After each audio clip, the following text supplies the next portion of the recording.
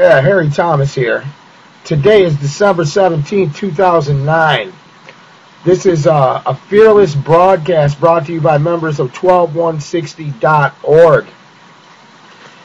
And it looks like global government is coming. Now, I've said several times that Obama going to this Copenhagen thing is not a good thing, and apparently he is going tomorrow, Friday, again to Copenhagen. And this guy, this UN chief, says we will impose global government. And that's, well, they say governance. It's the same thing. Ban Ki-moon hints that Obama will be the savior of Copenhagen in a last-minute turnaround for the globalists. United Nations Secretary General Ban Ki-moon has again publicly admitted that the agenda behind the Copenhagen summit and the climate change fraud is the imposition of global government and the end of national sovereignty. Speaking about the agenda to impose targets on CO2 emissions, as well as a global tax on financial transactions and a direct tax on GDP, Ban Ki-moon told the Los Angeles Times in an interview, "We will establish a global governance structure to monitor and manage the implementation of this." And he told the Times that a formal treaty will be signed by mid-2005. See, a lot of people are saying, yeah, well, that Copenhagen thing, and that isn't a big deal because it doesn't seem like there's going to be a formal agreement signed. As we've seen in the past with these globalists, they just come at it over and over and over again. It doesn't really matter what the people want. And this guy here, who is an insider of the UN, which is World Government Central, he says that we can expect a treaty signed by mid-2010. The Secretary General has not been shy in proclaiming the unfolding agenda for global dictatorship to override national parliaments. In an October New York Times editorial entitled, "We Can Do It," Ki-moon wrote that the efforts to impose restrictions on CO2 emissions must include an equitable global governance structure. So that's exactly what this climate change and this global warming has all been since the beginning. For the last 20 years, they've been setting it up to be the structure to bring in the global government.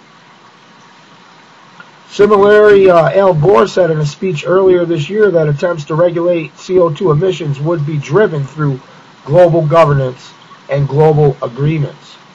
10 years ago, people were warned about a coming new world order bossed by a global government, and they were called conspiracy theorists.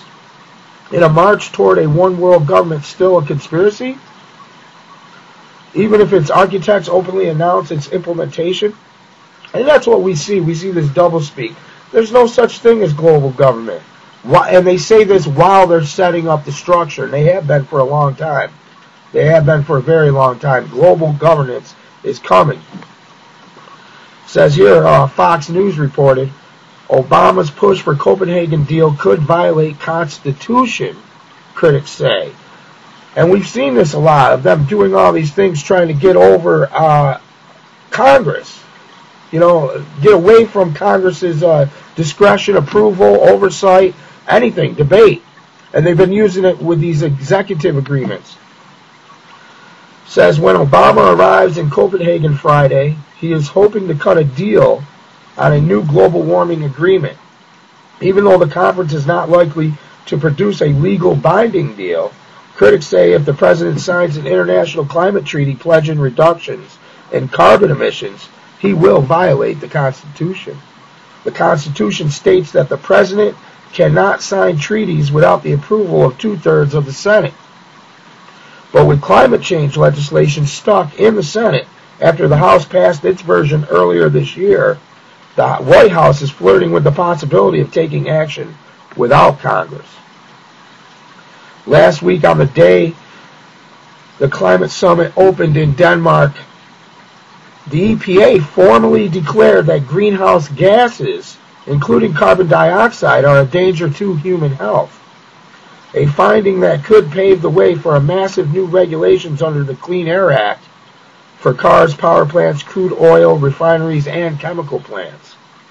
While administration officials say they would prefer Congress take action on regulating greenhouse gas emissions, Republicans fear the EPA, buoyed by its latest findings, is prepared to act unilaterally. Now, Democratic Representative Ed Markey of Massachusetts, co-author of the House climate change bill, told Fox News that the Obama administration has the power to act without the Congress through the EPA. So this is key. People are wondering, why was the EPA declaring greenhouse gases a public health? Well, this gives Obama an opening to be able to go sign this international treaty by acting on the EPA's health hazard findings. You understand what I'm trying to say? Global leaders were expected to arrive before Friday's summit finale to sign a political outline of a global warming treaty that would set limits on carbon dioxide pollution by the United States, Canada, and India, as well as extended emission targets for 37 countries regulated under the 1997 Kyoto Protocol, which was never ratified by the U.S. But Obama has received one warning from a member of his party on signing the treaty. Senator Jim Webb, a Democrat from Virginia, told Obama in a letter late last month not to commit the U.S. to any binding climate standards in Copenhagen without congressional support. The Center of Biological Diversity Climate Law Institute, however, argues that the Supreme Court has given the president the legal authority to bypass Congress and bind the country internationally through an executive agreement, that the Congress itself has given the president specific authority to negotiate international agreements to reduce greenhouse gas emissions. So it looks like they're going to try to work their way around Congress here and around the Constitution again. I mean, this is almost becoming one of the most unconstitutional presidents that we've ever seen in our history. Who will President Obama heed? Vince Haley, Vice President of Policy at American Solutions for Winning the Future, wrote in an opinion article published in FoxNews.com. The American people and our constitutional system of checks and balances, or the collection of dictators, tyrants, and most undemocratic heads of government convened by the United Nations in Copenhagen this week. They are tempting the American president to do what he wants to do, and what they mostly do, ignore the will of their own people and sign a political agreement based on an unconstitutional sham.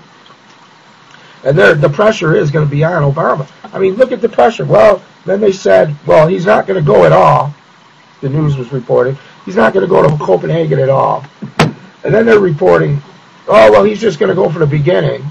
Now they're coming out, they're saying he's going for the finale. You got the UN chief saying that Obama just might be the guy to save this whole thing from the globalists. Because earlier this week I was reading about all these African countries that were leaving, pulling out. They were abandoning the summit. And I was like, that is great news. It's all crumbling before them, especially in light of the ClimateGate scandal that came out right before the summit also. And the ClimateGate scandal, if you don't know anything about it, is there's a bunch of emails that have just got leaked out into the public now showing that they fudged the data for climate change. That anytime that the graphs were showing humans driving temperature, they fudged all the data. There's a lot of information up about that at 12160.org if you want to go check that out. So I think Obama is going to heed exactly who he's been heeding, and that's the globalists. He's going to go along with the One World Order agenda, the New World Order, One World Government. Kissinger said Obama was going to be the go-to guy to bring this all in, and it looks like that's exactly what we're seeing unfold. Now, Hillary Clinton pledged $100 billion for developing countries. Secretary of State Hillary Rodham Clinton has promised the United States will help raise $100 billion annually by 2020 to assist poor countries in coping with climate change, as long as America's demands for global warming pledge are met. Now, she's doing this at this Copenhagen summit. Who the heck is Hillary Clinton to pledge $100 billion of our money? I mean, it's just incredible. The pledged amount is less than what the European Union has laid out as necessary to help the poorest countries in Africa, Asia, Latin America prepare for climate disasters and develop low fossil fuel economies. Clinton said the funding would come from a mix of public and private financing, including revenue raised from auctioning of emission allowances under a possible U.S. cap-and-trade system still under development on Capitol Hill. So listen to this. She's pledging $100 billion and saying some of this is going to